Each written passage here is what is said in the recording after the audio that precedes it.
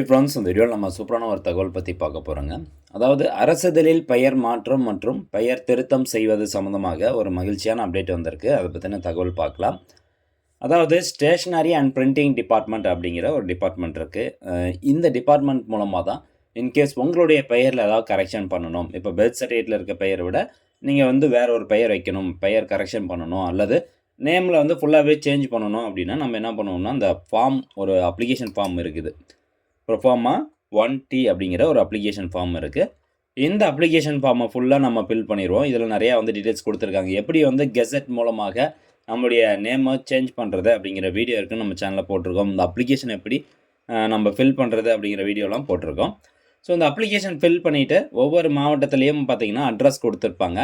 இந்த அட்ரஸ்க்கு இப்போ சென்னை, மதுரை, அதே மாதிரி திருச்சி, சேலம், கடலூர், புதுக்கோட்டை இந்த மாதிரி சர்க்கிள் வாரியாக கொடுத்துருப்பாங்க. இந்த அட்ரஸ்க்கு இந்த அப்ளிகேஷன் ஃபார்ம் ஃபில் பண்ண அப்ளிகேஷன் ஃபார்மை நீங்கள் போஸ்ட் ஆஃபீஸ் மூலமாக அனுப்பணும். பார்த்திங்கன்னா சென்னையில் மட்டும்தான் இருந்துச்சு. அதுக்கப்புறமா ஒவ்வொரு ரீஜனுக்கும் கொண்டு வந்திருந்தாங்க. தற்போதைக்கு பார்த்திங்கன்னா 6 ரீஜனில் நம்ம அனுப்பலாம். ஸோ இந்த இந்த இந்த மாவட்டம்லாம் கொடுத்துருக்காங்க பார்த்திங்களா. இப்போ உதாரணத்துக்கு சேலம், நாமக்கல், ஈரோடு, திருப்பூர், கோயம்புத்தூர், நீலகிரி, தருமபுரி மற்றும் கிருஷ்ணகிரி இந்த மாவட்டம் சேர்ந்தவங்களாம் இருந்தீங்கன்னா இந்த அட்ரஸ்க்கு அனுப்பணும் அப்படிங்கிறத சொல்லியிருப்பாங்க.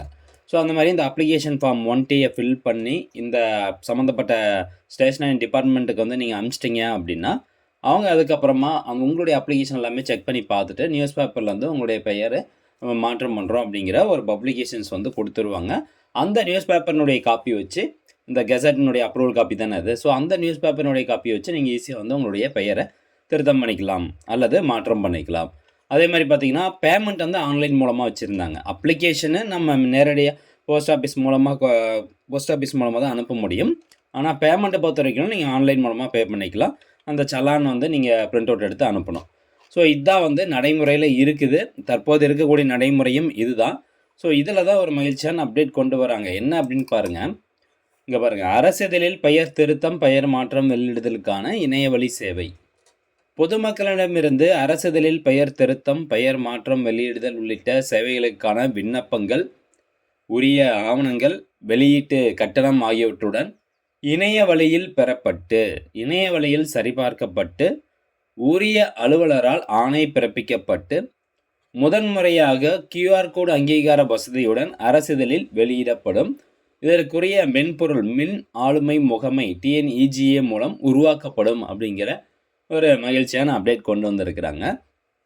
ஸோ நம்ம மேனுவலாக அப்ளிகேஷன் ஃபார்ம் பிரிண்ட் அவுட் எடுத்து அதை போஸ்ட் மூலமாக அனுப்பிச்சு அதை அவங்க ரிசீவ் பண்ணிட்டு அதுக்கப்புறம் அவங்க வெரிஃபிகேஷன் பண்ணி நம்மளுக்கு பெயர் திருத்தத்தினுடைய அந்த கெசட் டீட்டெயில்ஸ் நியூஸ் பேப்பரில் பப்ளிஷ் பண்ணுறதுக்கு டைம் ஆகும்.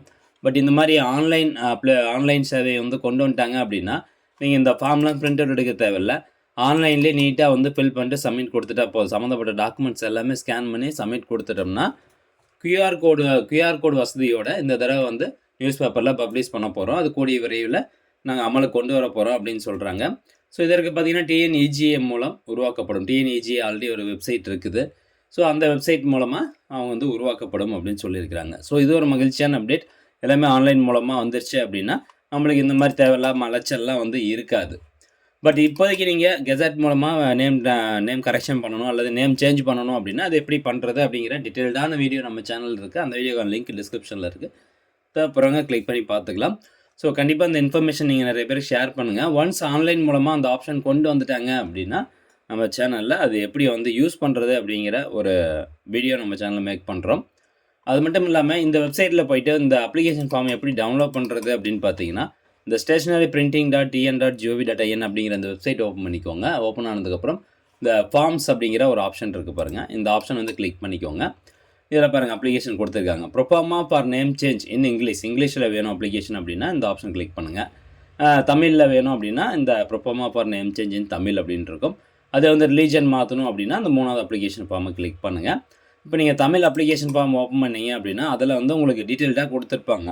ஸோ ஸ்டெப் பை ஸ்டெப்பாக எப்படி அப்ளை பண்ணணும், எந்த அட்ரஸ்க்கு அனுப்பணும், என்னென்ன டாக்குமெண்ட்ஸ்லாம் தேவைப்படும் அப்படிங்கிறது எல்லாமே கொடுத்துருப்பாங்க.